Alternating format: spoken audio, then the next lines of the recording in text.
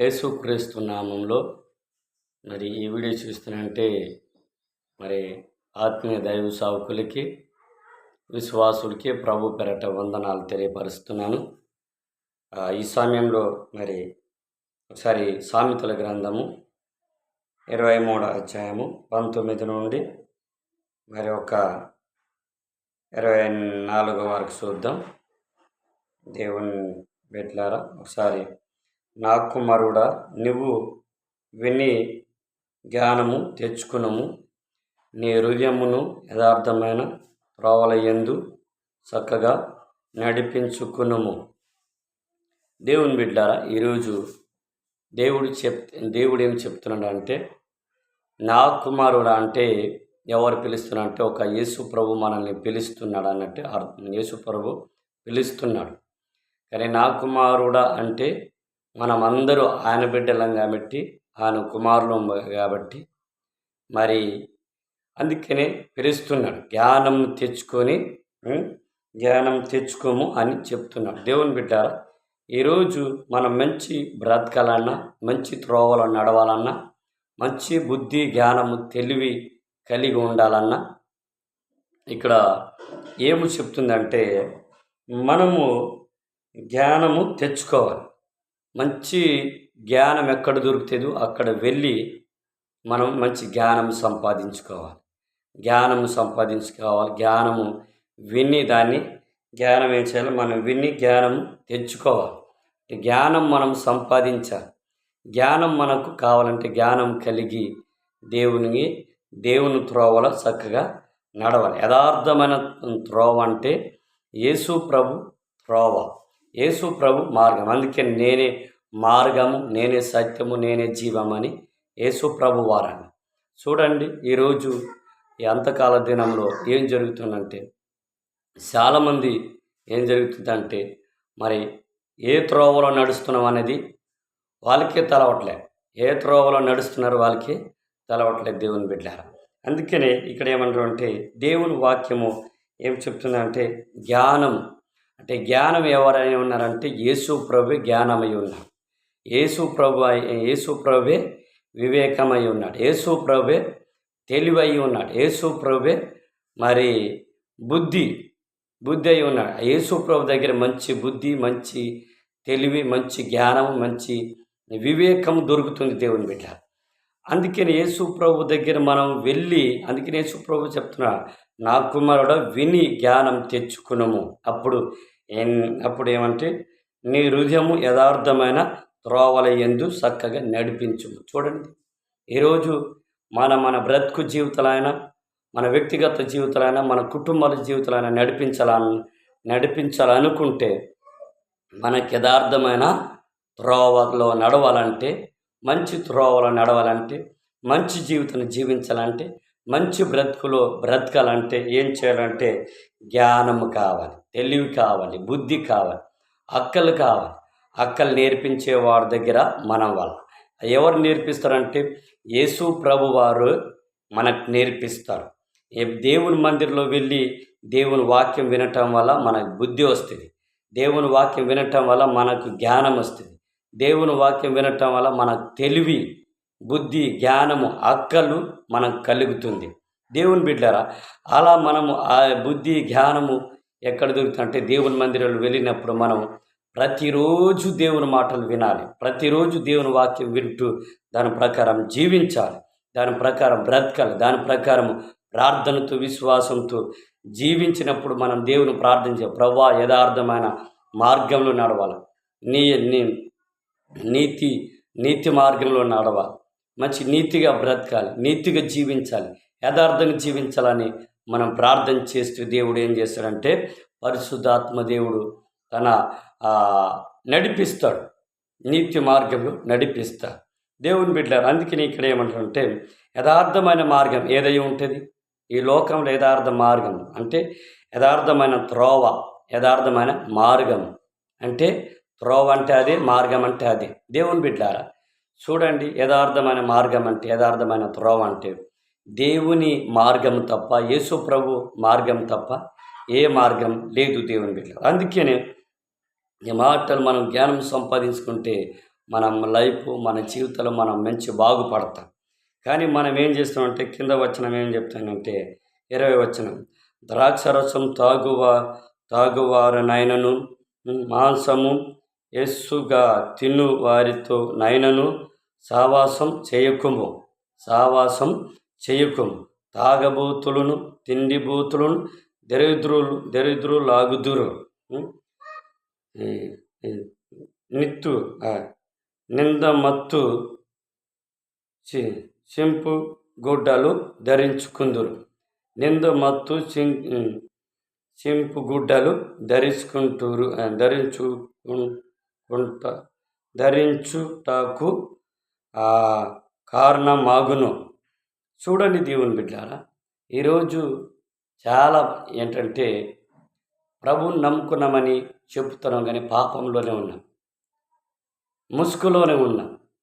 దేవుని బిడ్డారా, చాలామంది ప్రభువుని నమ్ముకున్నామంటున్నా పాపంలోని ముసుగులోనే ఉంటున్నాం. అంటే పాపాన్ని కప్పివేస్తూ దేవుని సన్నిధానంలో వస్తున్నాం దేవుని బిడ్డ. కానీ ఇది దేవునికి ఇష్టమైనది కాదు దేవుని బిడ్డ. మన జీవితాలు ఏమైపోతాయి అంటే తారుమారైపోతాయి దేవుని బిడ్డ. అందుకనే ఇలాంటి ఏంటంటే మత్తు అంటే ద్రాక్షరసం అంటే తాగుడికి బాణలు సావద్దు. తిండిబూతులు తినుట అంటే లోక సుఖభోగం దేవుని బిడ్డ. అందుకే ఇలా చూస్తే ఏం జరుగుతుందంటే, ఇక్కడ ఏం జరుగుతుందంటే 22 వచనంలో ఏం చెప్తుందంటే, నిన్ను కనిన నీ తండ్రిని ఉపదేశము అంగీకరించుము, నీ తల్లి ముద్ది మియు మందు ఆమె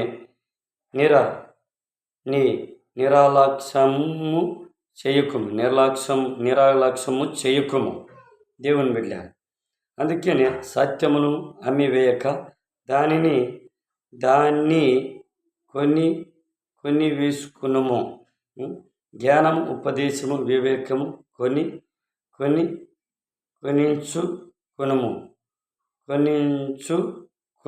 దేవుని బిడ్డారు, ఇక్కడ ఏమంటుందంటే మనము ఏం చేస్తున్నామంటే దేవుని మందిరికి వస్తున్నాం, కానీ ఏం చేస్తున్నామంటే దేవుని జ్ఞానాన్ని అమ్మేస్తున్నాం. అంటే అమ్మేస్తున్నామంటే అర్థం ఏంటంటే విడిచిపెడుతున్నాం. దేవుని జ్ఞానము, దేవుని భక్తి, దేవుని ఎందు భయభక్తి కలిగి లేకపోవడం వల్ల, భయభక్తిని దేవుని మందిరికి వెళ్తున్నామంటే భయభక్తి లేదంటే, నీ జ్ఞానం లేదంటే, తెలివి లేదంటే దాన్ని ఏం చేస్తున్నామంటే విడిచిపెడుతున్నాం, అపవాది తీసుకెళ్తున్నాం. అందుకనే ఇక్కడ ఏం జరుగుతుందంటే సత్యాన్ని నువ్వు అమ్మివేస్తున్నావు. సత్యం అమ్మివేయొద్దు. మనం ఏం చేయాలంటే దానిని కొనుక్కోవాలంటే ఏం చేయాలంటే దేవుని దగ్గర కొనాల్సిందే కూడా అవసరం లేదు. ఏంటి, దేవుని దగ్గర నువ్వు వెళ్ళి దేవుని మాటలు విని అవి బాగా విని నీ హృదయంలో, నీ మనసులో, నీ మైండ్లో అవి ఉంచుకోవాలి. అప్పుడే మనము దీవించబడతాం, అప్పుడే మనం ఆశీర్వదించబడతాం, అప్పుడే మనం బలపరచబడతాం, అప్పుడే యథార్థమైన మార్గంలో నడుస్తాం దేవుని బిడ్డ. హల్లెలూయా. అందుకని ఇక్కడ ఏమంటుందంటే 24 వచనం, నీతిమంతుని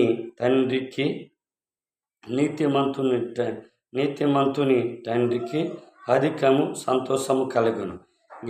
జ్ఞానం గల వానిని కనినవాడు వాని వల్ల ఆనందము నందును. చూడండి దేవుని బిడ్డ, మనం కన్న బిడ్డలైనా, కొడుకులైనా, బిడ్డలైనా వాళ్ళు ఏం చేయాలంటే, మనము పుట్టుకతో క్రైస్తవుడు కాకపోయినా మధ్యలో ఒకవేళ రోగంతో, ఎలాంటి బాధతో, ఎలాంటి దుఃఖంతో దేవుని నమ్ముకున్నామా, అప్పటి నుండి మన భార్య పిల్లలు భక్తిగా దేవుని మందిరికి క్రమంగా వెళ్ళాలి, దేవుని వాక్యం వినాలి, ప్రార్థించాలి, భక్తిగా, విశ్వాసంతో, భయభక్తు కలిగి మనం జీవించినప్పుడు మనకేం జరుగుతుందంటే మన తల్లిదండ్రులకు సంతోషం వస్తుంది, మన అన్నతమ్ములు సంతోషం వస్తుంది, మన పిల్లల్ని, భార్య బిడ్డని సంతోషం ఉంటుంది. కానీ మనం ఏం చేస్తున్నామంటే భార్య వెళ్తే భర్త వెళ్ళదు, భర్త వెళ్తే భార్య వెళ్ళదు, భార్య భర్త వెళ్తే పిల్లలు రారు, పిల్లలు వస్తే భార్య భర్తలు రారు. ఇది భక్తి కాదు, ఇది విశ్వాసమైన సరైన విశ్వాసం కూడా కాదు. దేవుని బిడ్డ మనం ఏం చేయాలంటే మనం నీతిమంతులు, అంటే మనం ఏం చేయాలంటే ఆ నీతిమంతులుగా మనము నీతిమంతులుగా అవ్వాలంటే మనం ఏం చేయాలంటే ఆయన జ్ఞానము సంపాదించి అనే యథార్థమైన మార్గంలో నడిచినప్పుడు మనం నీతిమంతుడు, పరిశుద్ధుడు, పవిత్రులు, యథార్థవంతులుగా ఉంటాం దేవుని బిడ్డ. అప్పుడు అలా ఉన్నప్పుడు మనకు ఏంటంటే అధికంగా మనకు సంతోషం ఉంటుంది, ఆశీర్వాదం ఉంటుంది.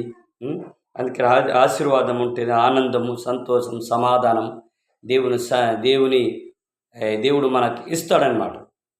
దేవుని బిడ్డ మనం అలా ఉన్నప్పుడు దేవుడు మన పట్ల ప్రేమ కలిగి దయ కలిగి ఉంటాడు. అందుకని ఇక్కడ ఏమంటుందంటే నీ తల్లిదండ్రులు నువ్వు సంతోషపెట్టు.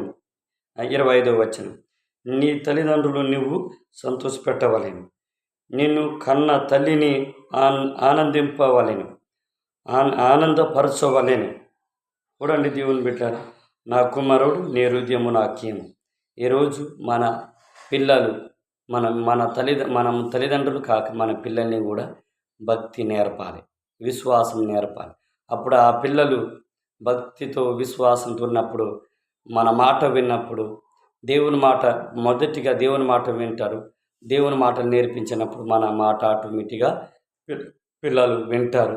దాని ప్రకారము వారు జీవిస్తారు, దాని ప్రకారం నడుస్తారు. మనము దేవుని సన్నిధానంలో మన పిల్లల్ని కూడా భయభక్తులు పెంచాలి, నేర్పాలి, నడిపించాలి దేవుని బిడ్డ. అప్పుడే దేవుడు మనకు ఒక ఆశీర్వాదంగా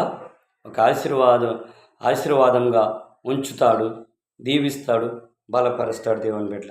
ఇలా ఉంటే దేవుడు మన పట్ల గొప్ప కార్యాలు జరిగిస్తారు దేవుని బిడ్డ. అందుకని ప్రతి యవనస్తులు కూడా తల్లిదండ్రుల్ని మొదటిగా దేవుని మందిరికి వెళ్ళాలి. దేవుని మందిరికి వెళ్ళి మరి దేవుని మాట వినాలి, తల్లిదండ్రుల మాట వినాలి, దేవునికి సంతోషపెట్టాలి, తల్లిదండ్రులు కూడా సంతోషపెట్టాలి. మరి తల్లిదండ్రుల మాట కూడా వినాలి దేవుని బిడ్డారు. అప్పుడే ఏంటంటే దేవుని బిడ్డారా దేవుడు మనల్ని ఆశీర్వదిస్తాడు. అందుకనే నువ్వు ఒకవేళ దేవుని మందిరికి వెళ్ళలేదనుకో, దేవుని మాట వినలేదనుకో, నీకు అప్పుడు జ్ఞానము, తెలివి, బుద్ధి ఉండదు. నువ్వు ఎలా తయారవుతావంటే తాగబోతుడుగా, తిండిబోతుడుగా తయారవుతావు. అప్పుడు ఏం జరిగింది, చిలిగిన బట్టలతో నీవు ఉంటావంట. దేవుని బిడ్డ, ఇంత దారుణమైన స్థితి మనం ఎవరికి కూడా రావద్దు. దేవుని నమ్ముకొని దేవుని విశ్వసించి మరి దేవుని యందు భయభక్తి కలిగి జీవిస్తే మంచిదని మీకు దేవుని ప్రేమతో తెలియపరుస్తున్నాను. ఈ మాటలు దేవుడు దీవించునగాక. Amen, amen, amen. అందరికీ వందనాలు. ప్రార్థన చేసుకుందాం. ప్రేమ కలిగిన తండ్రి, పరిశుద్ధుడు, గొప్ప దేవుడు, కృతజ్ఞత స్తుతులు చెల్లిస్తున్నాం. ఈ ప్రభా తండ్రి, ఉదయకాల సమయంలో తండ్రి మీరు సూటిగా మాతో మాట్లాడారు. జ్ఞానం లేనివాడు పాడైపోతాడని చెప్పి తండ్రి, నీ జ్ఞానం సంపాదించుకొని మంచి యథార్థమైన నీతి మార్గంలో, పరిశుద్ధమైన మార్గంలో మేము నడవటానికి సహాయం చేయమని తండ్రి తండ్రి తాగబోతులుగా, తిరగబోతులుగా కాకుండా నాయన మంచిగా నీ యందు భయభక్తి కలిగి నీ వాక్యం వినట్టు నీ మాటలు విని తల్లిదండ్రులు కూడా మాట విని నీ యందు భయభక్తి కలిగి జీవించడం సహాయం చేయమని, ఇట్టి కార్యాలు జరిగించమని, అందరూ నీతిమంతులుగా మార్చండి, పరిశుద్ధులుగా మార్చండి. నీ యందు సంపూర్ణమైన విశ్వాసంతో భయభక్తి కలిగి విశ్వాసంతో ప్రార్థనతో నీతిగా యథార్థంగా జీవించే కృపను అనుగ్రహించండి. ఈ వీడియో చూస్తున్న వారికి అందరినీ మీరు దర్శించండి, వాళ్ళని రక్షించండి, మారు మనసు రక్షణ దయచేయండి. నీ సన్నిధానంలో వచ్చి పాపం విడిచి తండ్రి మారు మనసు పొంది రక్షణ పొంది నీకోసం జీవించాలని, నీకోసం బ్రతకాలని జ్ఞానంతో, తెలివితో, పరిశుద్ధంగా, నీతిగా, యథార్థంగా తండ్రి నీకోసం బ్రతకాలని ప్రార్థిస్తూ యేసు నామములో తండ్రి మా ప్రార్థన నీ సన్నిధానంలో సమర్పించి ప్రార్థించి అడుగుతున్నాం తండ్రి. Amen, amen, amen, amen.